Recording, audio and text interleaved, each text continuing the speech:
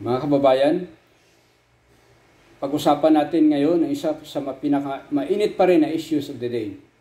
Itong tungkol sa pag-cite in contempt kay Pastor Kibuloy sa committee ni Senator Risa Hontiveros nung nakaraang araw. Kung natandaan natin, object agad si Senator Robin Padilla para hindi malusutan ng warrant yung kaibigan niyang si Pastor Kibuloy. Dahil doon, meron pa siyang 7 days para makakuha ng pirma. I thought na dahil sinabi ng majority yung kailangan makakuha ng majority votes, nabubuto doon sa pagkontra na hindi ma-cite for contempt, in contempt si Pastor Kibuloy, kailangan ng 7 na pipirma. Dahil sinabi kasi doon na majority. Pero ngayon lumalabas, 8 pa lang kailangan ni Senator Robin Padilla para hindi ma-issuehan ng warrant. And then, meron siyang 7 days pag gawa ng ganyan, mangalap ng pirma. So ngayon pala lumalabas, 8. So 8 ang kailangan. Ibig sabihin, 2/3 votes pa lang kailangan. So ito na ngayon. Ito dahil sa inimbestigahan si Pastor Kibuloy, dahil kasi na inimbitahan, hindi umattend. Kaya sinite in contempt. Matagal na practice ng Senado yan. Tsaka wala nang question dyan kasi nasa power nila yan. Kung ano man ginawa ni Risa, kung grandstanding man yan, o persecution, o power tripping yung sabi nila, I think nasa still within the legal bounds of the law. Nasa mandato pa rin nila yan. Meron silang kapangyarihan, magpatawag, tsaka mag-issue na rin ng warrant pagka hindi umatin yung inimbita. So ito nga yung nangyari kay Pastor Kibuloy. So ito na. Nangalap ngayon ng perma si Senator Robin Padilla. Hindi niya kinampihan sabi hindi niya kinampihan si Pastor. Pero kaibigan niya yan. More than kaibigan pa nga dahil sabi niya, comrades daw niya ito in the fight against the communist. Mahigit pa sa kaibigan. Sabi niya, hindi daw niya kinakampihan. Pero panoorin natin yung video, tsaka yung kinikilos niya ngayon, ay kayo na mahumusga. Kundi nga ba niya kinampihan ang kaibigan niya, at higit pa sa kaibigan. Dahil nga, comrades niya daw to. Comrades. Well, before that, si Manang Amy rin kahapon, Senator Amy Marcos, dahil kinampihan din niya si Kibuloy, mabait daw to . So, ang nangyari, napapreskon siya kahapon, sabi niya, hindi dapat ma-cite in contempt si Pastor Kibuloy. Hindi dapat ma-issuehan ng warrant. Kasi kung pag ginawa yan, yan ay isang operation. Pang-aapi daw to. Abuso ng Senado. Yung bahay na tinitirhan mo. Tika lang. Ang pag-cite in contempt na pala ngayon, ang pag-issue pala ng warrant ngayon, operasyon na. Pang-api. Abuso na. Pero bakit po Senator Amy Marcos, nung hindi pa si Kibuloy ang pinatawan ng ganyan, wala ka pong sinabi na pag pinatawag sa Kongreso o sa Senado na pag hindi umattend, may issue ng warrant, ay operasyon yan. Ang dami na kayang nakulong dyan. Ang dami ng pinusas dyan dahil hindi umattend na contempt. Yun po ba yung nangyaring lahat na yan? Operasyon? Lahat na ginawa ninyo? Ikawawa pala ang taong mapatawag doon tapos hindi attend, walang connection, hindi multi-billionaire, walang maraming membro na nag-practice ng black voting, isang sikta ng isang sikta na nagpa-practice ng vote-voting, pag bumuto straight dahil mando ng pinuno, walang kakampi. Hirap pala pag tayong patawag, di tayo attend. Dami nang nakulong eh. Dahil mahirap yun, walang koneksyon, hindi mo tinatawag na operation yun. Ilang beses na bang napusas doon dahil hindi umattend? Wala kaming narinig sinabi mong operation yun. Pangapi abuso. Bakit yung padrino nyo na? Bakit yung kakampi mo na? Bigla lang nagbagong ihip ng hangin, tinatawag mo na ngayon na operasyon. Parang sinisira mo yung sarili mong bahay, yung Senado.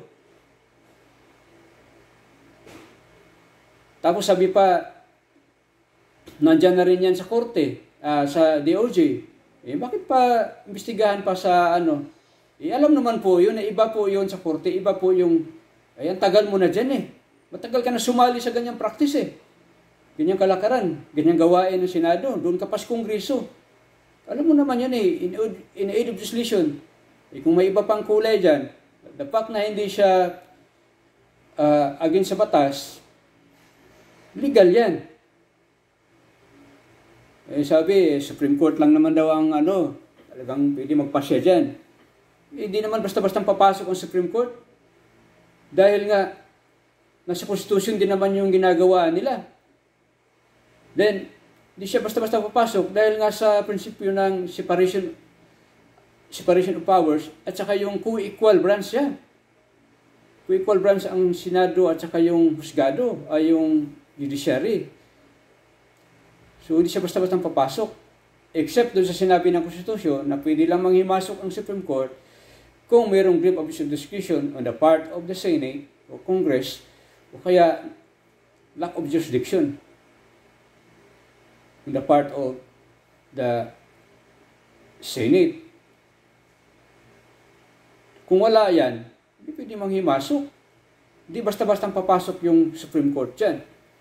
Kaya dahil dyan, nasa in the legal bounds of the law pa yung pinagagawa nila. Tagal ng practice yan.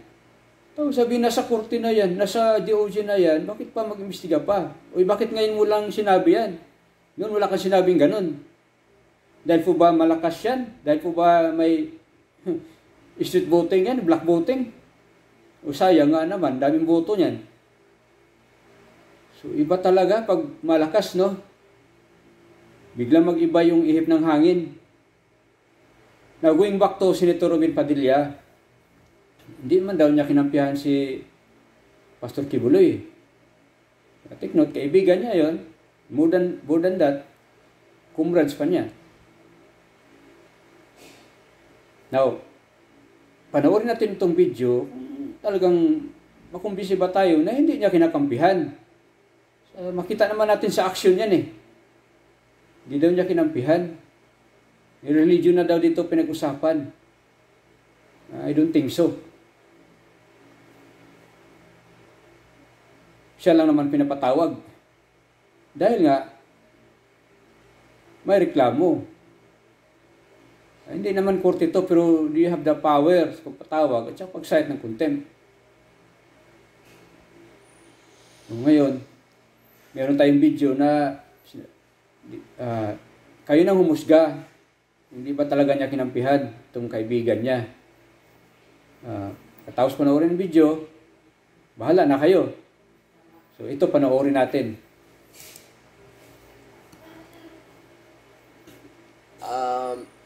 Sa ngayon, nakakalima. Alhamdulillah, limang. Kailangan ko pa ng 3. May mga nakausap na ako na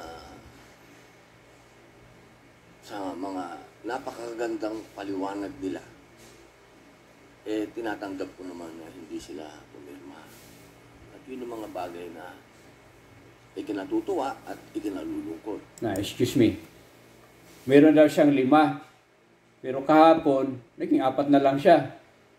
Kasi nga, binawi ni Senator J.B. Ercito yung boto niya. Binawi niya kasi nga, as respect naman doon sa, o bilang respeto naman doon sa DOJ, na gumawa na nga ng aksyon. nakakasuhan si Pastor Kibuloy. Tsaka hindi biro yung kasong yan. Tsaka hindi basta-basta mag-file ang DOJ ng kaso na pagtawanan lang sila. Talagang nakitaan ng probable cause. Na-dismiss kasi itong kaso na to noong 2020 doon sa Davao. At alam naman natin kung ano yun eh. BFF yan eh. Religious advisor yan eh. Oh, ni-dismiss doon. Kaya na hindi na kontento sa desisyon yung mga agabyado, inapila nila sa DOJ. Eh, may ruling ang DOJ na may talagang pananagutan si Pastor Kibuloy. Kaya nagkaroon na ng kaso. In fact, kinausap na sumulat na ang DOJ doon sa Supreme Court na ilipat ang binyo kasi pag criminal case, kung saan nangyari yung kaso, doon yun ang hearing. Kung sa Davao, sa Davao. E ngayon, para hindi matakot yung mga nagreklamo, yung mga testigo, kasi nga BFF yun. Nakiusap sila na ilipat sa Manila ang hearing. Maraming ganyan eh, na pinagbigyan ng Supreme Court, gaya nung kay Ampatuan, yung Maguindanao massacre. Kahit doon nangyari, dito ang hearing. Malamang pagbigyan ng for security reason. So, yun na nga. Kaya binawi ni Senator G. Versito yung pirma niya. So, ngayon balik sila sa 4. Imbis 5 na kahapon. 3 na lang sana ang kulang. Binawi niya kasi nga, may aksyon ng DOJ. Ibiro mo, sexual abuse at saka qualified trafficking. Napakabigat na mga kasong yan. So, yan yung reason ni, binawi niya yung boto niya. Continue. Siyempre, ikinatuwa dahil buhay ang demokrasya sa Senado. Nalulungkot dahil hindi ko pa nakukuha yung 8 boto.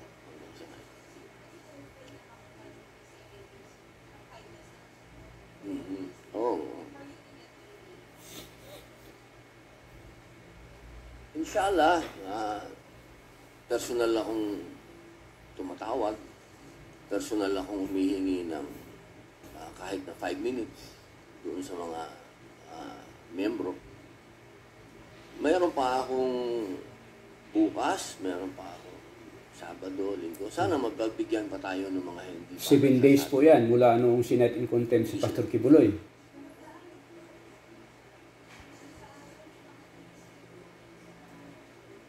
Sorry, hindi natin marinig yung tanong ng mga taga-media. Napakalaking bahagi ito para sa akin. Una, sa usapin ng demokrasya. Kasi talagang ang inyong mga senador ay lalo na ako, no? Kung makapansin nyo, kapag yung paggalang na ibinibigay ko sa kapwa senador masyadong mataas sa akin yun, yung klase. Kasi democracy tayo eh. Katulad nitong kay Ma'am Senator Risa Ontiveros, sa malalim na pagpupugay ang paghingi ng paumanhin sa kanya, ako talaga nakikiusap lagi sa kanya at humihingi ng paumanhin kung ako'y sumasalungat. Hindi sa kadahilanan na gusto ko siyang sagasaan o kundi yun ang pangalan ng demokrasya dito sa Senado. Kaya ano man ang kahinatnan nitong aking motion na bawiin sana yung contempt, ang mahalaga sa akin dito pinaglalaban ko to kasi demokrasya ito eh. Magkakaiba tayo ng prinsipyo, hindi ito usapin ng kaibigan ko si pastor. Hindi yon, walang ganung klaseng hiwalay yon. Ang aking paniniwala dito, ito ay nasa DOJ na. Hindi naman siguro kalabisan kung hingin natin. Pareho sila na argumento ni Madam Amy na wag nang si DOJ na raw. Sangay ng gobyerno pa ang gagawa ng investigasyon. Merong judiciary, meron pang House, meron pang Senate. Parang sa resources ng gobyerno, parang doon na sa isang ito na parang masyado magastos. Ito na. Salamat naman, concern sa gastos. Sasayang daw ng resources ng gobyerno. Investigasyon dito, investigasyon doon. Bakit daw nagdoble? Iba naman yung sa korte, iba yung sa Senado. Wala namang issues doon, walang batas din na nilabag doon, walang subjudice doon. Oh, concern sa gastos ha, concern sa pagsasayang ng resources ng gobyerno, kaya di na pwede, tigil na, kaya ituloy na lang doon sa DOJ. Oy, wag po kayo malimot, Mr. Senator. Number 1 senator natin yan. Kayo malimot na for so many times nag-participate ka ng hearing in aid of legislation na yung mga investigahan doon, ang mga kaso na nasa korte na rin. O, yung batang pinatay ng mga pulis. O, yung mga pulis na involved dun sa 900 kilograms na shabu. Yung mga kaso nung nasa korte na eh. Pero doon, galitan ka ba doon? Sumali ka sa hearing eh. Nasa korte na rin yun eh. Bakit ngayon iba na yung sinasabi mo? Bakit yung sa 900 kilograms na shabong nahuli, nasa korte na rin yung kaso ng mga pulis eh. Nasa korte na talaga, hindi lang sa piskalya. Sumali ka doon, may paupak-upakan ka pa sinasabi eh. Tapos ngayon, ayaw mo kahit na nasa DOJ na itigil na yung sa Senado? Oh, bakit nag-iba ang ihip ng hangin? Dahil po ba nakatulong sa iyo ng eleksyon yan? Isayang din ang black voting yan, no? Pag sinabi ng pinuno na dito tayo, doon din sila lahat. Nakinabang ka rin doon eh. Kaya ngayon, bigla na lang nagbago ihip ng hangin. Huwag na ituloy daw kasi yung resources ng gobyerno, wow, naks naman, salamat sa concern. Ayaw magsayang ng pundo. Pero yun ba, ginawa mo noong sumali ka sa mga hearing na yung mga subject sa investigation, nandoon na rin yung mga kaso sa husgado? Hindi po. Active po yung participation mo doon. Ganun din si Senator Aimee. Tapos ngayon biglang nagbago, itigil na rin kasi nandyan na sa DOJ. Bigla naman kayo nakalimot. So dito pa lang, alam na natin na dito tong sinabing hindi pumampi kay Pastor Kibuloy. Ay, huwag mo maraming ganyanin. Walang ganyanan. Wala kayo dyan. Tapos, sa interview pa na to, sabi niya, parang ano na daw kasi ito eh. Umabot na sa investigasyon sa religion. Hindi po malinaw naman po si pastor lang ang pinapatawag eh dahil may nagreklamo. Tapos sinabi mo na nakatakip yung mukha ng testigo. Di ba sabi ng Senate President ninyo, si Senator Subiri, na okay lang magtakip ang witness. Hindi naman to korte. Dahil na rin yan sa security purposes. Tapos ngayon, pandahilan. Tsaka, sabi mo dahil parang nakaladkad na dito yung religion, ibig mo po ba sabihin yung religious leader nakagawa ng krimen? Di na natin piling pag-usapan, di natin investigahan. Kasi nga, freedom of religion.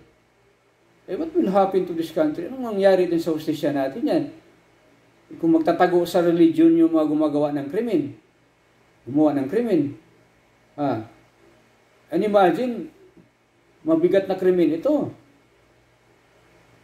Kung totoo ito, I don't think now, hindi ko naman sinasabi na criminal na yung kinakampihan mo, yung kaibigan mo. Kasi under our laws, he has the right to be presumed innocent unless proven otherwise.